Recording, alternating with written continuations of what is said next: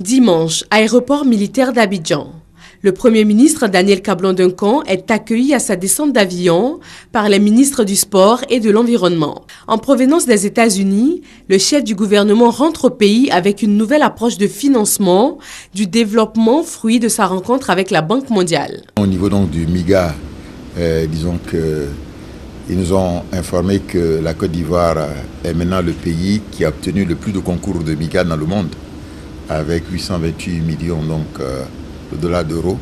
Début 2015, ils ont déjà dépassé ces montants. Ils sont prêts même à venir pour d'autres projets qu'on leur a présentés là-bas. Au niveau de la SFI, c'est la même approche. Disons que les montants sont élevés et ils veulent continuer à financer un certain nombre d'opérations dans différents secteurs, que ce soit le secteur de l'énergie, le secteur de la transformation industrielle des produits agricoles, comme l'anacarde, comme le cacao.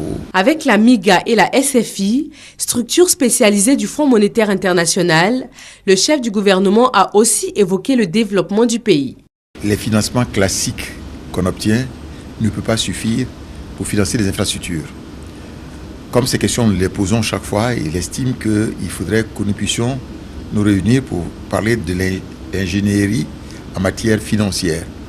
Et que peut-être que les fonds de la Banque mondiale pourraient servir de levier à la mobilisation d'autres concours. C'est-à-dire, au lieu de financer projet par projet, on puisse avoir une approche globale où un franc, par exemple, venant donc de la Banque mondiale, puisse permettre de générer 2 ou 3 francs. Ces bonnes nouvelles, le Premier ministre les a obtenues pour la Côte d'Ivoire dans le cadre des rencontres de printemps du groupe de la Banque mondiale et du Fonds monétaire international.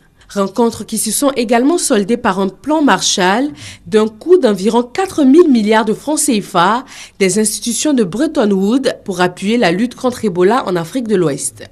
Avant les États-Unis, Daniel Kablan-Duncan a participé à Genève, en Suisse, à la conférence stratégique de l'UPU, l'Union postale universelle. Là-bas, le chef du gouvernement a présenté la candidature de la Côte d'Ivoire au prochain congrès de l'UPU prévu pour 2020.